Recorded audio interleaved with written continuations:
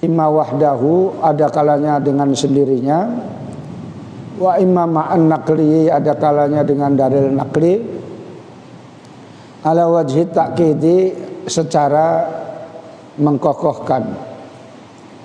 Wa daliluhu naqliyun, adapun dalilnya yang bersifat naqli, dalil Quran hadis, imma wahdahu, ada kalanya dengan sendirinya, au ma'al akli, atau dengan dalil akli, ala wajhi ta'kidi, atas secara mengkokohkan.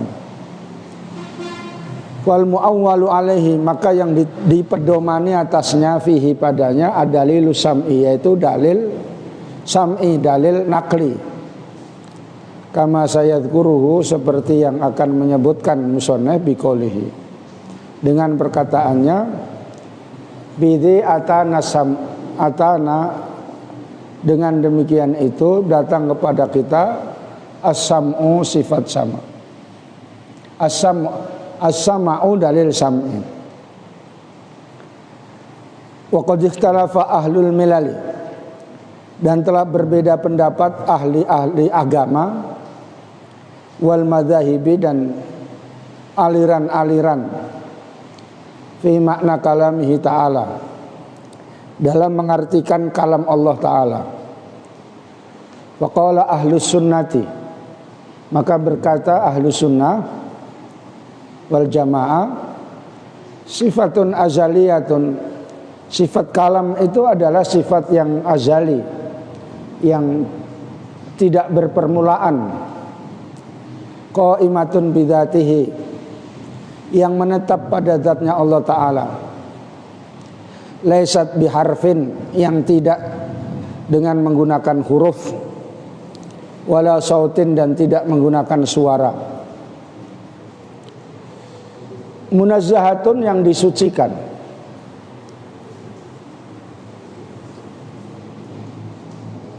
anit taqaddumi, dari terdahulu, wa ta'akhuri, dan mengakhirkan, wal i'rabi, dan i'rab, perubahan baris, wal bina'i, dan bina, tetapnya baris, wa munazzahatun, dan disucikan anis sukutin nafsi, dari diamnya dalam zatnya, bi alla yudabbiro, yaitu dengan tidak mengatur Allah fi nafsihi, pada zatnya, al kalama, sifat kalamnya, ma'al kudrati alaihi, serta mampu atasnya, wa munazzahatun, dan disucikan anil afatil batiniyati, dari penyakit-penyakit yang batin, bi alla yaqdiru ala dzalika, yaitu contohnya tidak mampu atas demikian itu, kama fi khalil khorosi, seperti dalam keadaan bisu, tunawicara, watufuliyati, dan dalam keadaan masih kecil. Waqalat, dan berkata al-hasawiyatu, aliran hasawiyah, kelompok yang beraliran hasawiyah, wa ta'ifatun, dan satu kelompok, sammau anfusahum, yang menamakan dirinya bil hanabilati, dengan pengikut Imam Hambali. Kalamuhu ta'ala, kalam Allah Ta'ala itu wal hurufu, huruf-huruf, wal aswatu, dan suara-suara, al mutawaliyatu, dan yang bersambungan, al murattibatu, yang berurutan, yaz'amuna, dan mereka menyangka, annaha qadimatun, dan itu mereka menyangka huruf-huruf itu adalah qadim, maha dahulu.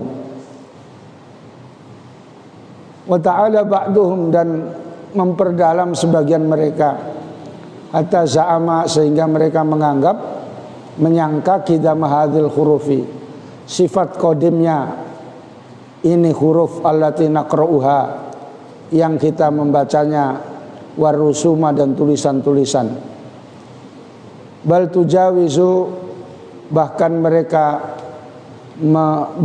melampaui, dan melampaui, bal tajawazat, bahkan melampaui, jahlu ba'dihim, bodohnya sebagian mereka, li ghilafil mushafi, pada sampulnya mushaf itu qadim.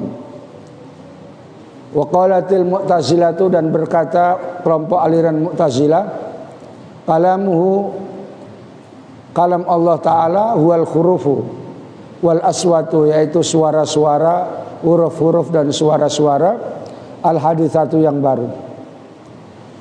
Wa ya ghairu qa'imatin bidzatihi, dia tidak menetap pada zatnya. Wa makna kaunihi mutakalliman, maka arti adanya Allah bersifat berfirman, indahum, menurut mereka, annahu khaliqun lil kalami, bahwa Allah itu menciptakan sifat kalamnya fi ba'dil ajsami, pada sebagian jasad-jasad, li za'mihim, karena dugaan mereka, anal kalama la yakunu illa bi hurufin wa aswatin, bahwa kalam itu tidak ada kecuali dengan huruf dan suara. Wa huwa mardudun, dan dia pendapat itu tertolak. Bi anal kalaman nafsiyah, bahwasanya cakap hati, sabitun adalah tetap lughatan menurut bahasa. Kama fi qaulil Akhtali, seperti perkataan Al-Akhtal, innal kalama, sesungguhnya pembicaraan, sesungguhnya kalam itu lafil fuadi, adalah benar-benar yang ada dalam hati. Wa inna maju'ila, dan hanya saja dijadikan al-lisanu, mulut, alal fuadi, atas hati, dalilah, sebagai dalil. Termasuk sifat wajib Allah Subhanahu wa ta'ala itu sifat kalam. Artinya Allah maha berfirman. Artinya Allah bersifat kalam itu, Allah maha berfirman, dan mustahil Allah bersifat bisu. Mustahil Allah bersifat tunawicara. Sifat kalam ini kalau dihitung dari urutannya, sifat wajib Allah, sifat yang ke-13 dari sifat wajib-wajib Allah Ta'ala. Tapi di dalam kitab Tuhfatul Murid ini, dia karena merupakan syarah nazom, jadi tidak diurutkan. Atau merupakan sifat yang ke-7 dari sifat ma'ani.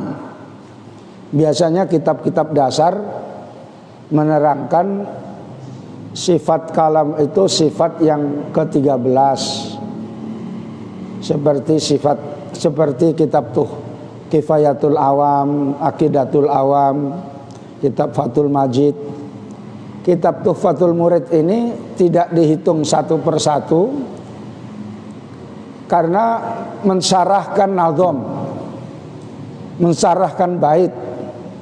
Sebab bait ini menurut apa yang menjadi urutan cakapnya yang enak, itulah yang disusun dalam dasar itu.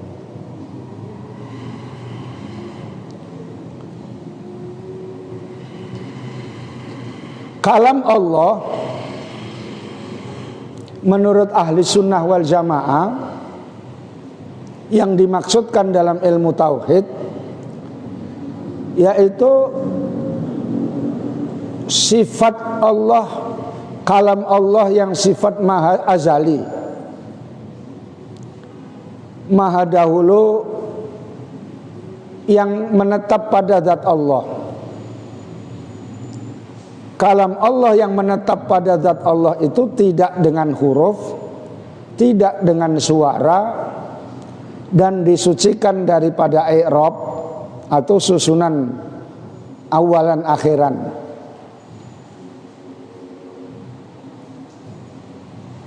Dan sifat kalam Allah ini disucikan dari sifat yang diam, dalam arti tidak bisa bercakap, atau disucikan dari penyakit-penyakit batin seperti bisu dan anak kecil. Artinya kalam Allah yang menetap pada zat Allah itu tidak seperti kalam makhluk, tidak seperti cakap manusia, cakap kita.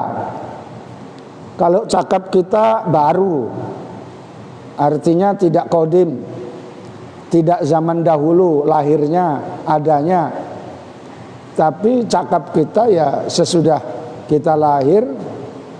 Berapa tahun bisa zakat? 9 tahun.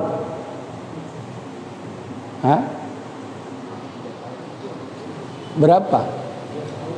3 tahun. Oh, ada yang 5 tahun pun nggak pandai. Enggak, agak lambat dia cakapnya. Ada yang 3 tahun udah pandai kali kalau perempuan itu, makanya gini-gini aja dia. Kalau perempuan itu banyak cakapnya gitu ya. Kalau laki-laki sering agak lambat cakapnya. Makanya Hawa gitu ya. Hawa itu tidak tertutup mulutnya, terbuka, menunjukkan banyak cakap. Kalau Adam tertutup mulutnya, menunjukkan nggak banyak cakap biasanya. Kalau laki-laki yang banyak cakapnya itu ya kayak perempuan, semua dikomentari gitu ya. Kalam Allah ini tidak seperti kalam makhluk. Kita harus yakin bahwa Allah mempunyai sifat kalam, berfirman.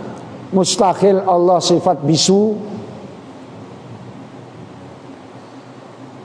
Kalam Allah ini tidak seperti kalam makhluk yang sifatnya hadis baru dan tanpa perantara apa-apa. Kalau kalam manusia tanpa perantara nggak bisa, harus dengan perantara, yaitu ada mulut, ada lidah, ada 2 bibir. Makanya kalau mulutnya itu dilakban nggak bisa cakap. Kalau seperti di film-film itu ya, dilakban ecek-ecek itu ya, nggak bisa cakap dia. Kalau nggak percaya kamu coba ya. Artinya manusia itu lemah. Cakapnya adalah perlu perantara. Perantara mulut, perantara bibir, lidah. Ada yang fasih, ada yang kurang fasih. Yang kurang fasih itu misalnya kalau bilang R itu L gitu ya. Ya. Kurang fasih namanya ya. Kalau membilang yang payah-payah itu susah, kurang fasih. Tapi Allah Subhanahu wa taala Maha suci dari semuanya itu. Kalam manusia tersusun, mana duluan mana akhiran. Makanya kalau ngomong pidato kan mukadimah dulu, bukan pidato langsung penutupan gitu kan. Karena menyingkat waktu langsung kita akhiri gitu aja. Ya nggak ada itu ya, pasti mukadimah. Ada takdim dan takhir gitu ya. Kalam manusia, misalnya bahasa Arab, itu ada i'rabnya, rafa, nasab, jar, jazam.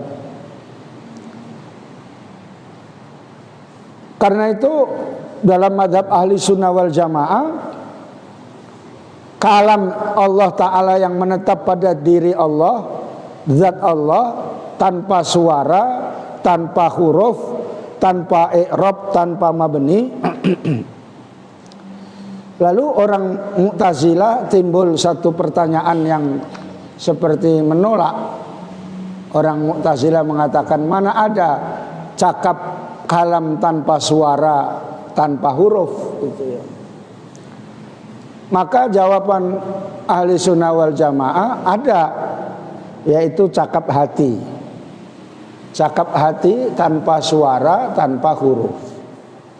Kamu misalnya pas kumpul-kumpul itu hatimu cakap, sok pinter kau katanya kan gitu ya. Kan tanpa suara.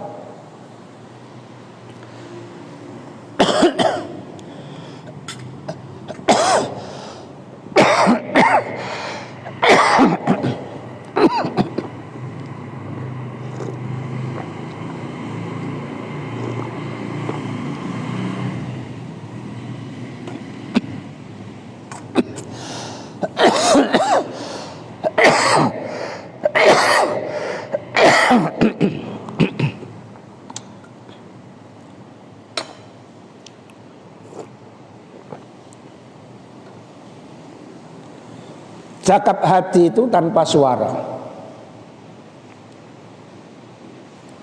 Pas ngaji kayak begini, hujan ya, macam mana pulangnya nanti gitu ya, nggak bawa mantel pula gitu ya. Itu pula yang diingat-ingat, bukan diingat-ingat ngaji ya. Ada undangan makan pula katanya gitu ya. Ya. Undangan makan itu yang diingat ya. Karena itu masuk ngaji duluan. Cakap hati nggak ada yang tahu ya.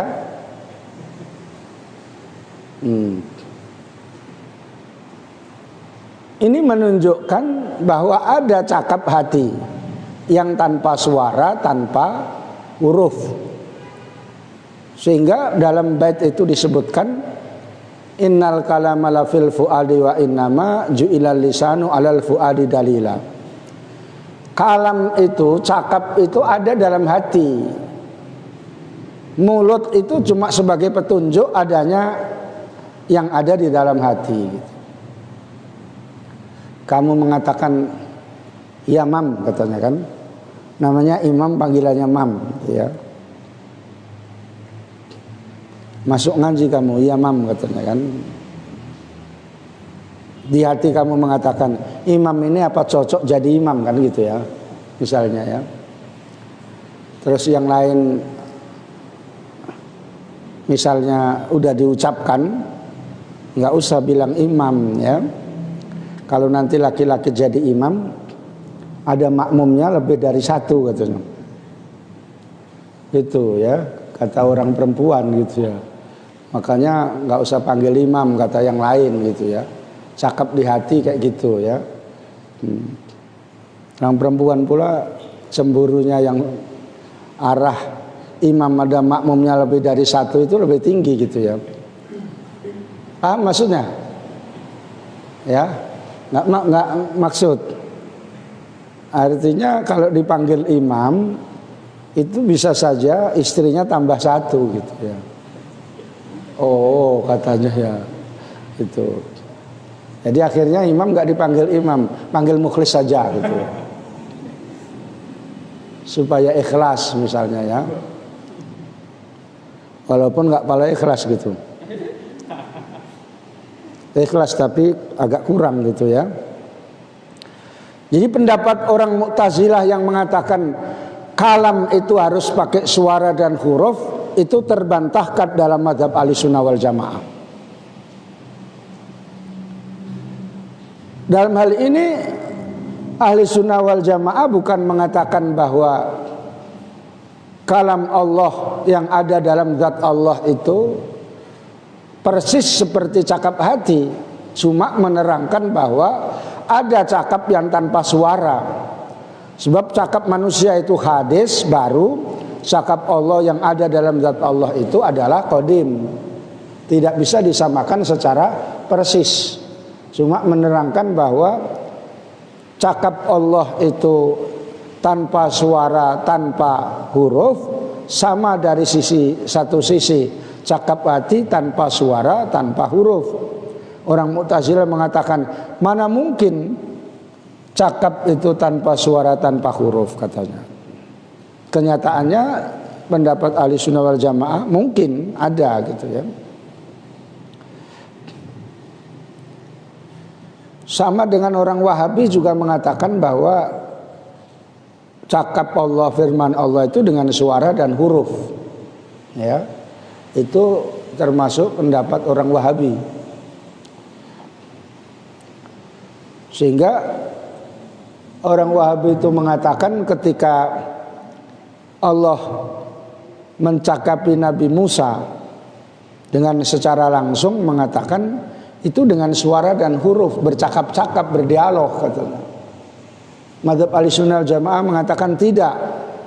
Itu dibuka hijab, dibuka penghalang antara manusia, yaitu antara Nabi Musa dan Allah Ta'ala, kemudian bisa nampak dan mendengarkan firman Allah itu. Bukan berarti cakap firman dengan huruf ketika berfirman kepada Nabi Musa.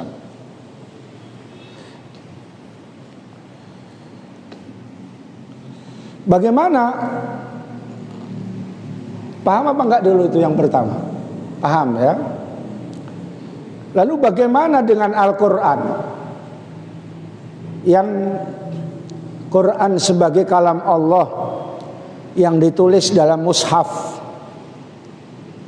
Mushaf itu lembaran-lembaran dari kertas dan sebagainya yang ditulis secara permanen ayat-ayat Allah, Al-Quran. Itu namanya mushaf. Ditulis secara permanen. Kalau tidak ditulis secara permanen, menurut mazhab yang kuat tidak dikatakan mushaf. Karena itu HP yang ada misalnya ya surah Yasin, kadang-kadang kamu diajak diwirid baca Yasin kan, nunjukkan HP-mu yang mahal itu, ya Yasin ditengok gitu ya. Apa orang yang berhadas itu boleh memegang HP ketika ada menunjukkan aplikasi ya? Yasin itu orang yang berhadas boleh memegang? Boleh, karena sifatnya itu tidak permanen. Tulisan itu tidak permanen. Karena itu merupakan sinar saja. Dengan kekuatan sinar itu menunjukkan tulisan, maka tidak merupakan tulisan yang permanen. Itu ya. Itu kalau ada paketnya, kalau nggak ada paketnya ya udah nggak ada lah, ya. Hanya kalau nggak ada paketnya, secret aja, ya. Tapi jangan lupa setor, ya, setor sama Fadil, karena udah sesak napas Fadil. Ya. Kalau nggak ada yang mengunjungi, Fadil sesak napas. Bagaimana dengan Quran tadi yang ditulis dalam mushaf, bisa dibaca, bisa didengarkan, bisa dihafal dalam hati bagi yang menghafalkannya?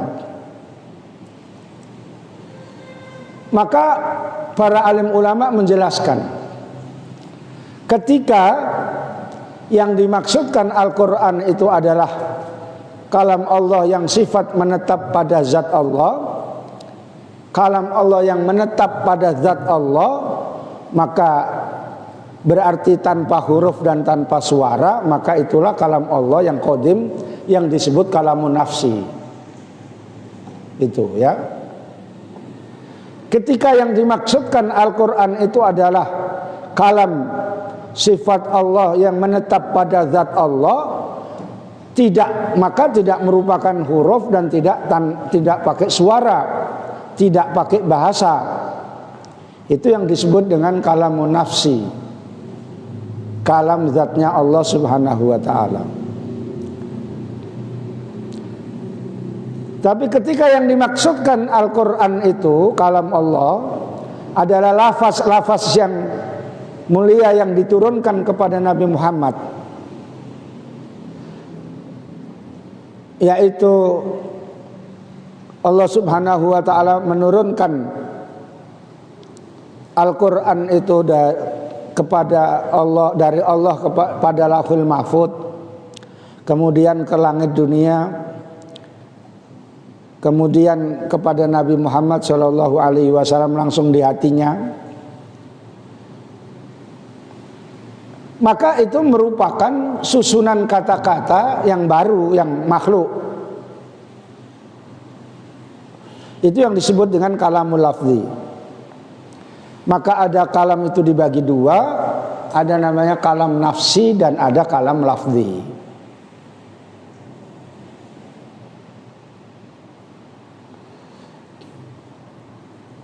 Kalam nafsi yaitu kalam Allah yang tanpa suara, tanpa huruf, tidak makhluk. Kalam lafzi, kalam yang dengan menggunakan huruf, suara, dan merupakan satu bayangan atau sebagai ungkapan dari kalam Allah yang qadim.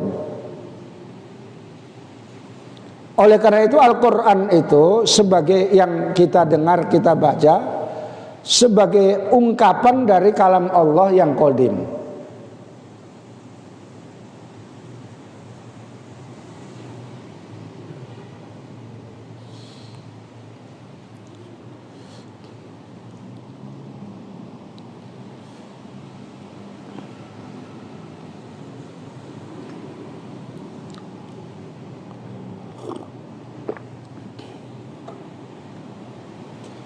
Tapi tidak boleh mengatakan bahwa Al-Quran itu makhluk. Juga tidak boleh mengatakan bahwa Al-Quran itu baru. Kecuali maksudnya ditunjukkan bahwa tulisan-tulisan yang tertulis dalam kertas ini, cetakan Bandung, ini baru. Bukan kalam Allah yang menetap dalam zat Allah. Itu boleh dalam konteks mengajar. Sebab apa kalau menyebut kalam Allah atau menyebut Quran itu baru, maka yang pertama kurang adab kepada Allah. Yang kedua secara implisit apa itu? Sudah terkandung di dalam Quran itu dua makna. Kalam Allah itu mempunyai makna ganda. Mempunyai dua makna. Kalam Allah yang menetap dalam hati, dalam zat Allah. Dan yang kedua lafaz-lafaz yang diturunkan kepada Nabi Muhammad SAW yang berupa Al-Quran. Tapi tidak boleh mengatakan Quran itu makhluk, tidak boleh mengatakan Quran itu baru, kecuali dalam konteks mengajar untuk menunjukkan perbedaan-perbedaan, mana hakikatnya itu yang qadim, mana yang makhluk. Kalau yang makhluk, Quran yang misalnya cetakan Surabaya itu sebagai ungkapan dari pemahaman kalam Allah yang ada, yang menetap pada zatnya. Paham kayak gitu?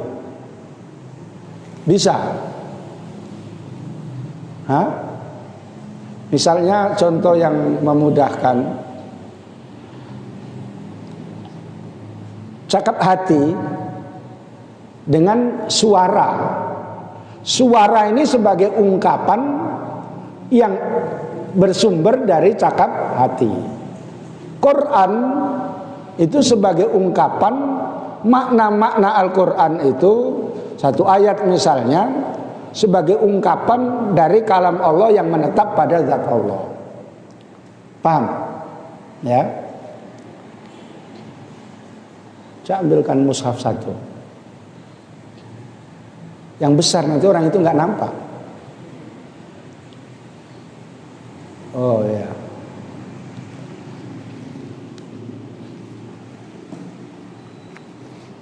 Ini besar kali nih ya. Oh, Quran terjemah. Ini Al-Quran, panggilannya mushaf. Jadi kalau kita minta tolong ambilkan mushaf. Tidak minta tolong ambilkan Quran. Ya. Sebab kalam Allah itu mempunyai makna dua, mempunyai makna ganda. Kalam Allah yang menetap pada zat Allah tanpa suara, tanpa huruf, dan kalam Allah yang merupakan lafaz-lafaz yang mulia yang diturunkan oleh Allah kepada Nabi melalui malaikat Jibril langsung di hatinya. Maka walaupun ini merupakan ungkapan ataupun bayangan daripada kalam Allah yang menetap pada zatnya, tidak boleh dikatakan Quran ini makhluk. Sebab yang pertama tidak beradab, yang kedua mengatakan Quran ini makhluk berarti memasukkan Quran yang kalamullah itu dikatakan makhluk. Karena secara implisit, secara ucapan Quran ini makhluk, maka mengandung makna dua, yaitu kalam Allah yang bersifat yang menetap dalam zat Allah, dan kalam Allah yang merupakan ungkapan daripada kalam Allah yang menetap dalam hati. Kecuali di dalam makom taklim, kecuali di dalam konteks mengajar. Bisa? Bisa Pak? Hah? Iya.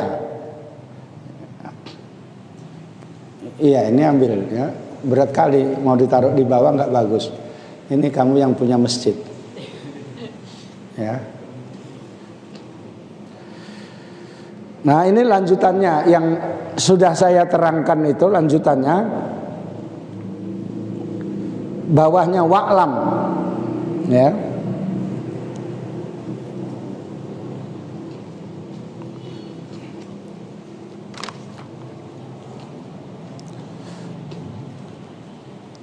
Yang sudah saya terangkan, ini diterangkan lagi. Wa'lam, dan ketahuilah,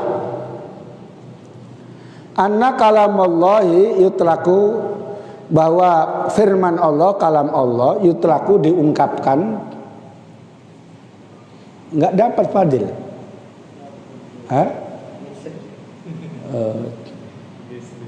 Geser.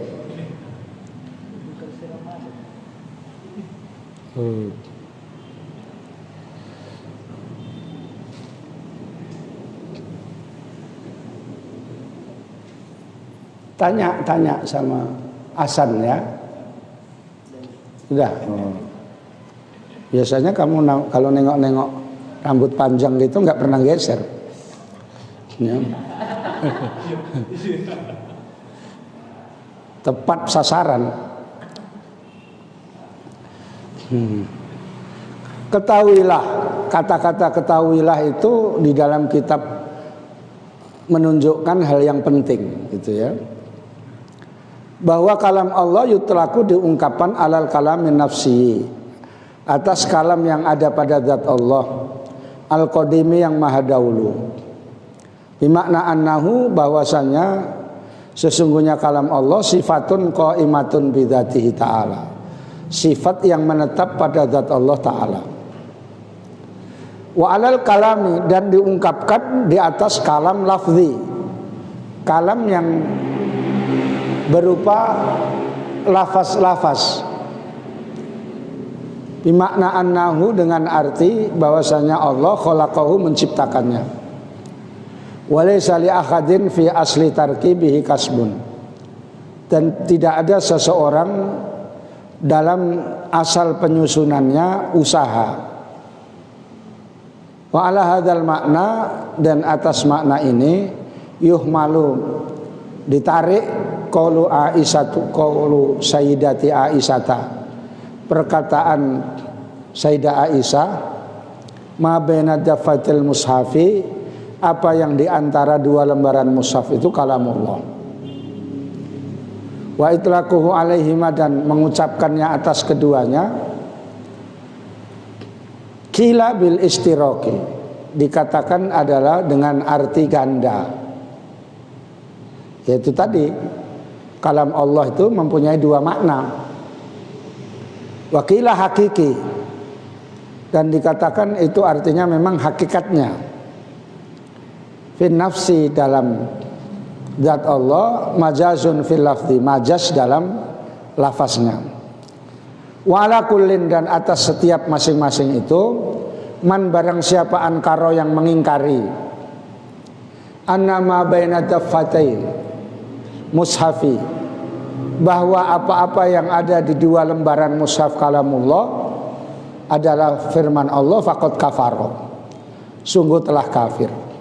Mengingkari bahwa apa yang ada di dalam mushaf kalam Allah itu diingkari, itu kafir.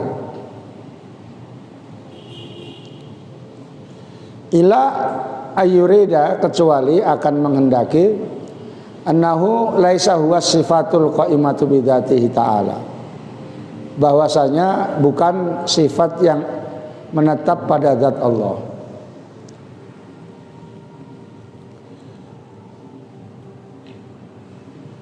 Wa ma'akaunil lafzi alladzi naqra'uhu, serta adanya lafaz yang kita bacanya hadisan baru, la yajuzu, tidak boleh ayyuqala dikatakan Al-Qur'anu hadisun, Quran itu baru, tidak boleh dikatakan. Illa fi maqamit ta'limi, kecuali dalam posisi mengajar. Ya annahu yutlaku ala sifatul qaimatu bidzatihi, karena Quran itu diungkapkan juga pada sifat yang menetap pada zat Allah aidon juga. Lakin majazan, tetapi secara majazi, alal arjahi, menurut yang unggul. Farubbama yutawahamu, maka barangkali bisa diduga, min itlaqi annal qur'ana, dari mengungkapkan bahwa Quran itu hadisun, anna sifatal qaimata bidzati ta'ala hadisatun, bahwa sifat yang baru, yang sifat kalam Allah yang menetap pada zat Allah itu baru. Walidzalika, dan karena itu, duriba, dipukul al-imamu Ahmad, Imam Ahmad, al-imamu Ahmad bin Hambalin, Imam Ahmad bin Hambal, wa khubisa, dan dipenjara, ala ayyu ayyakula, yaitu ia mengatakan bi khalqir Qur'ani, dengan makhluknya Al-Qur'an itu makhluk, falam yardo, maka dia tidak rela. Titik. Ini penguat daripada apa yang saya jelaskan tadi, bahwa kalam Allah itu mempunyai makna ganda. Yang pertama kalam nafsi, yaitu kalam yang ada pada zat Allah, yaitu tanpa suara, tanpa huruf. Yang kedua kalam lafzi, yaitu seperti Al-Quran, bisa dibaca, diucapkan, didengar, dan dihafal gitu ya. Tapi yang menyusun susunannya itu Allah Ta'ala. Jadi mempunyai makna ganda kalam Allah itu. Sehingga dengan demikian tidak boleh orang mengatakan bahwa Quran itu hadis, Quran itu baru, kecuali dalam konteks mengajar. Tidak boleh. Sebab apa? Sebab maknanya dua, bisa mengandung makna yang baru itu, yang memang diciptakan Allah itu, yang diturunkan Allah melalui malaikat Jibril, kalau itu benar. Tapi bisa saja bermakna yang ada pada zat Allah. Kalau yang makna pada zat Allah itu dikatakan baru, fatal, salah. Sehingga tidak boleh mengatakan itu. Paham maksudnya? Ya. Makanya mushaf Al-Quran itu dikatakan dimuliakan. Tidak boleh disia-siakan. Kalau ada dalam Al-Quran, kalau ada Quran itu pun, kalau adabnya, kakinya pun nggak didelojorkan gitu, kecuali kakinya sakit atau capek kali gitu ya. Menghormati Al-Quran. Makanya Al-Quran itu tidak boleh disia-siakan, tidak boleh dihina, tidak boleh dibuang-buang, tidak boleh dibakar sia-sia begitu saja. Sebab Al-Quran itu sebagai ungkapan daripada kalam Allah yang ada pada zat Allah Subhanahu wa ta'ala.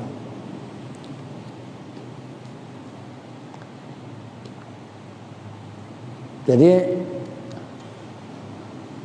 agak sulit pemahamannya, tapi harus paham. Sebab kalau nggak paham, nanti bisa mengatakan bahwa Quran itu makhluk. Nah, itu nggak boleh. Sampai Imam Ahmad bin Hambal pernah dipenjara karena tidak rela dikatakan Quran itu makhluk.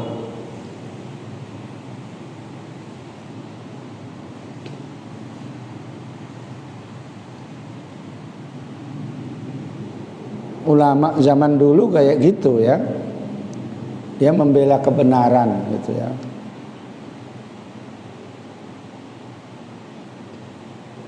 Adapun kalam Allah yang diturunkan kepada Nabi Muhammad itu hakikatnya sebenarnya itu adalah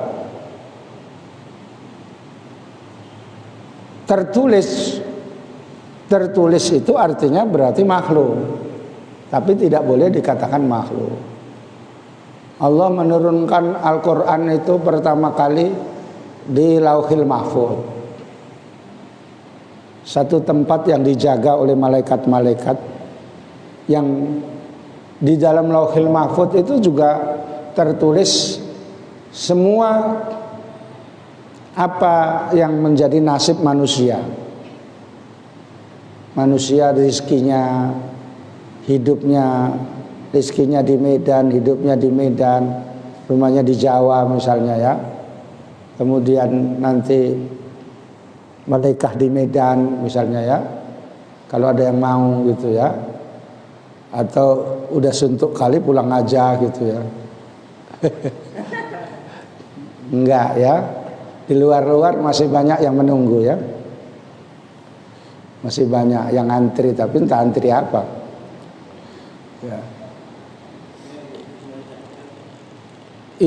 Sedikit lagi ya, masih banyak waktunya. Jadi Quran itu yang pertama turun pada Lauhul Mahfuz. Kedua, Allah menurunkan ke langit dunia melalui malaikat Jibril. Ketiga, Allah menurunkan dari langit dunia itu pada Nabi, yaitu yang disebut dengan Nuzulul Quran. Itu pertama kali yang turun itu 5 ayat. Surah apa? Iqra itu surah apa namanya? Hah? Apa? Al-Alaq ya. Kau pun nggak tahu pula kau namanya. Surat Iqra katanya apa ya katanya? Nanti diterjemahkan Iqra iki rokok. Ya.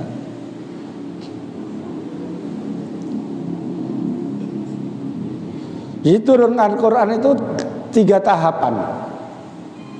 Tahapan yang pertama tadi yang disebut dengan Lailatul Qadar itu nggak tahu. Allah yang Maha tahu.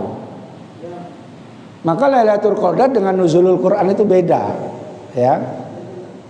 Yang disebut peringatan Nuzulul Quran itu tanggal 17 Ramadan. Tapi kalau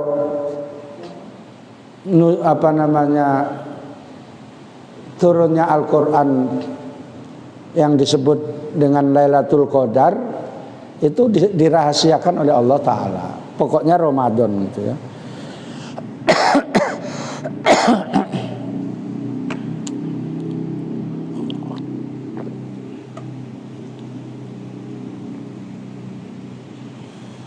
Nah itu yang dikatakan bahwa kalamul lafzi. Tapi itu tidak bisa dikatakan bahwa Quran itu makhluk ataupun Quran itu baru kecuali dalam konteks mengajar.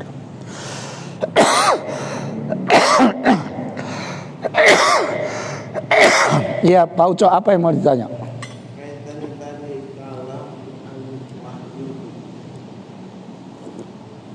Apa? Oh ya, wahyu ini. Iya, bukan wahyu ini. Itu juga wahyu. Padahal kan ada wahyu juga.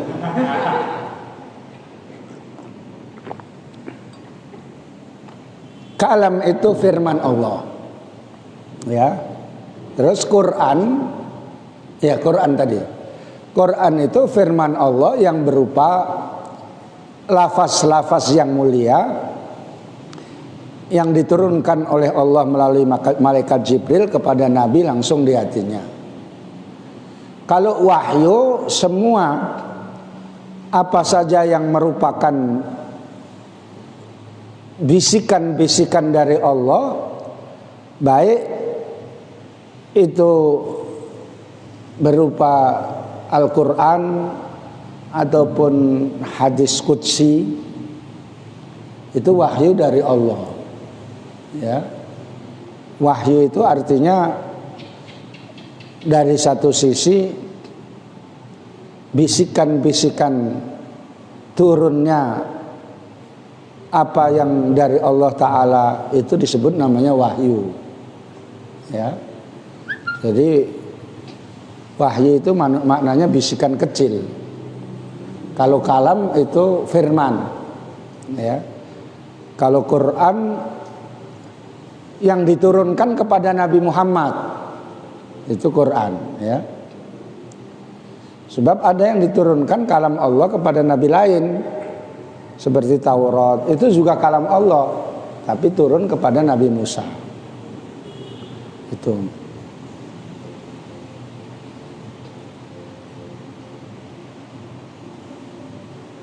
Udah. Nah. Kolis, iya paham.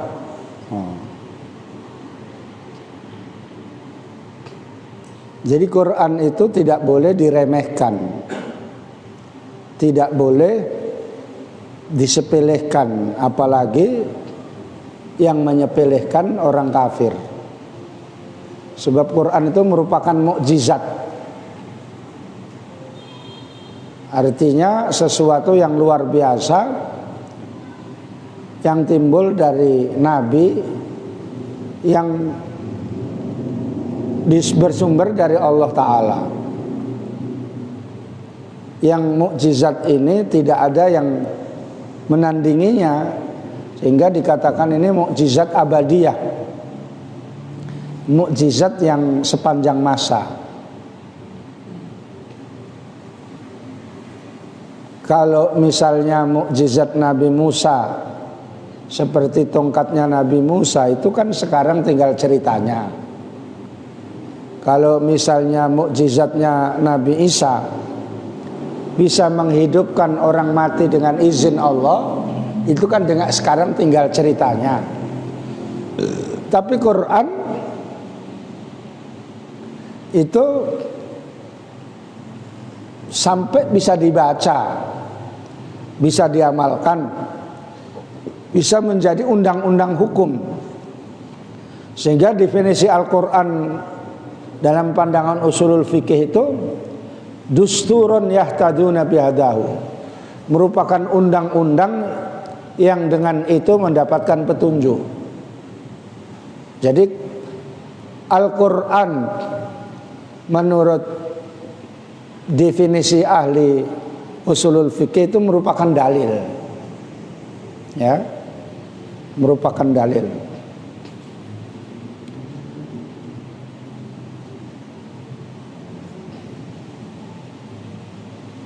Dianggap ibadah orang yang membacanya, walaupun nggak tahu artinya, tetapi lebih baik tahu artinya. Jadi kamu membaca Al-Quran nggak tahu artinya, pada umumnya itu ya, itu udah dapat pahala, ya. Tapi yang lebih baik tahu artinya supaya lebih pas, lebih mengerti. Tapi kalau bisa artinya melalui tafsir itu lebih paten, lebih bagus. Sebab kalau melalui terjemah nanti banyak kesalahan-kesalahan. Sebab keterbatasan terjemah tidak bisa mengartikan secara menyeluruh dalam Al-Quran itu tadi. Itu mukjizat Al-Quran itu misalnya, ya salah satu diantaranya tidak tahu artinya shot gitu. Orang pinter dalam bahasa Arab, ahli bahasa Arab, shot apa artinya itu nggak tahu. ya. Masih pandian mama-mama yang mau lari pagi itu cari shot. Ya.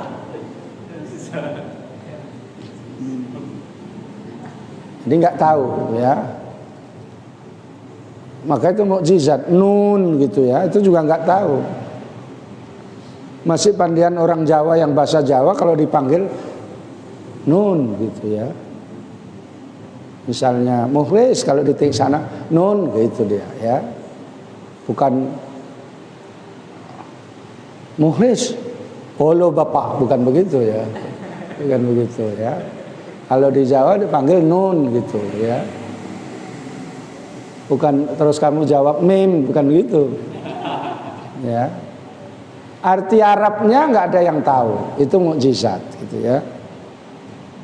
Jadi itu artinya kalam firman Allah Ta'ala. Kalam merupakan apa?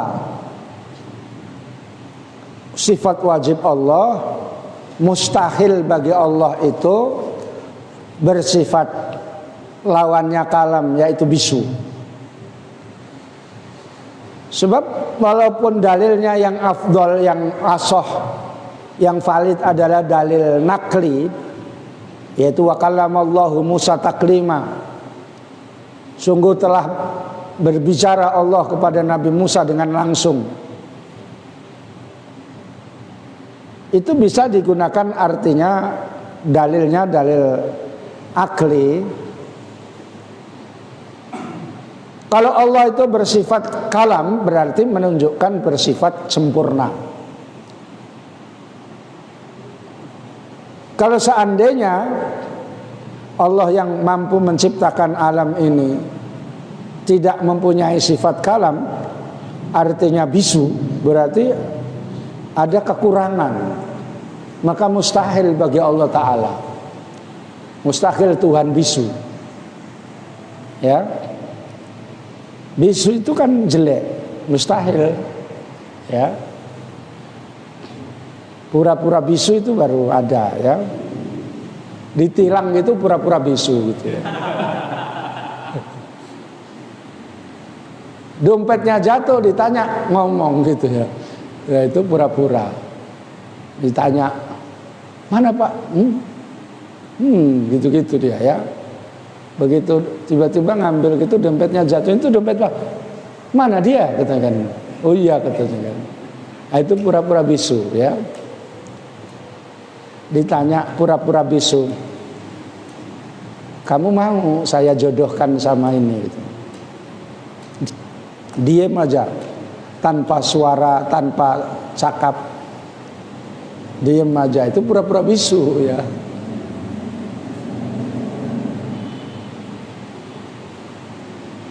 Kalau zaman dulu kalau kayak gitu ya menunjukkan mau gitu ya.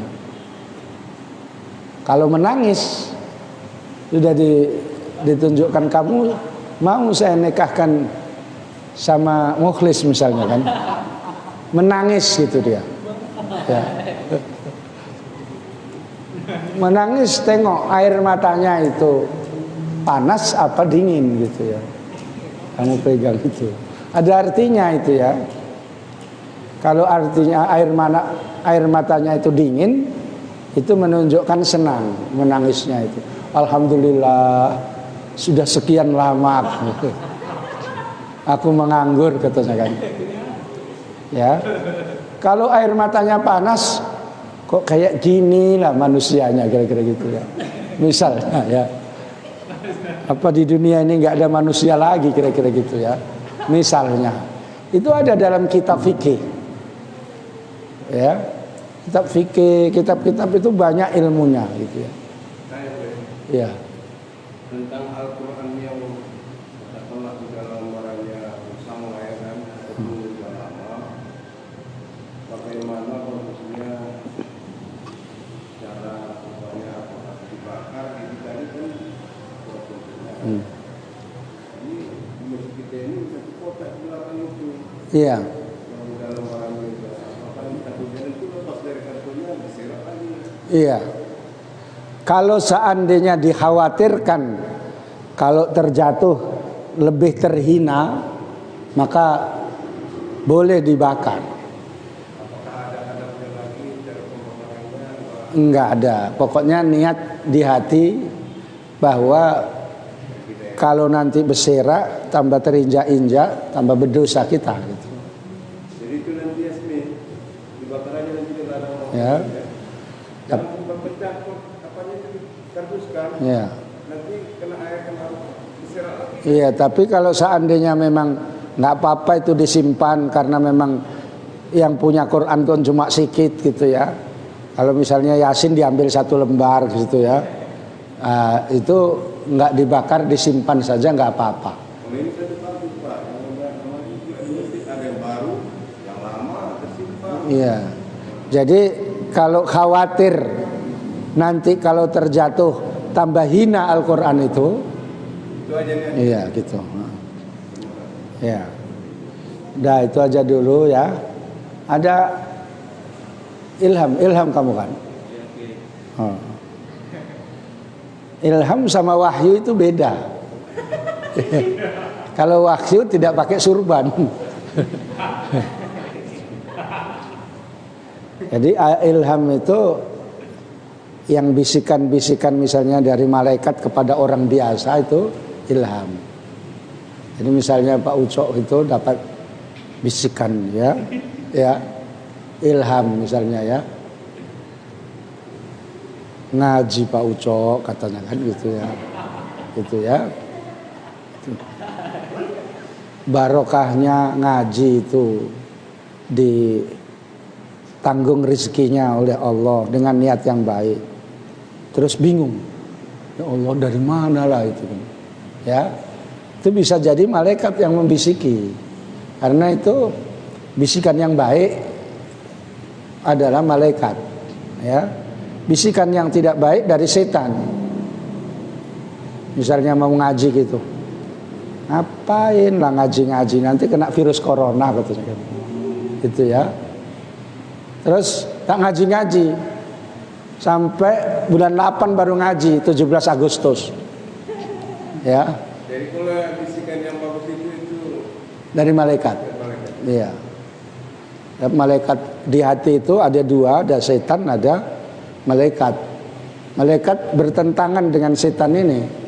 Misalnya kita mau berbuat baik, kata setan, sok khusuk kau katanya. Nah gitu ya. Saya pernah merasakannya juga itu. Iya. Kembali. Iya. Saya kembali. Jadi yang tidak bagus itu dari setan. Kadang-kadang ada setan yang pertama bikin bagus, rupanya dia itu cuma mengantarkan saja bagus, tapi ujungnya jelek. Ya, ngaji kau, di sana kau, kalau sudah ngaji ribut kau di sana gitu ya. Ah, itu kan ujungnya jelek. Ya, ngaji nanti cari keributan. Ya. Nah, itu jadi setan juga. Pokoknya yang kesimpulannya jelek setan. Itu. Nah, itu makanya bisikan-bisikan itu dipertimbangkan. Ya. Itu namanya ilham. Ya, kalau baik itu ya. Ilham. Kalau ini namanya wahyu gitu ya. Kalau itu baru Al-Qur'an, namanya mushaf. Jadi kalau bilang kayak gitu namanya mushaf Al-Qur'an. Ambilkan saya mushaf Al-Quran gitu.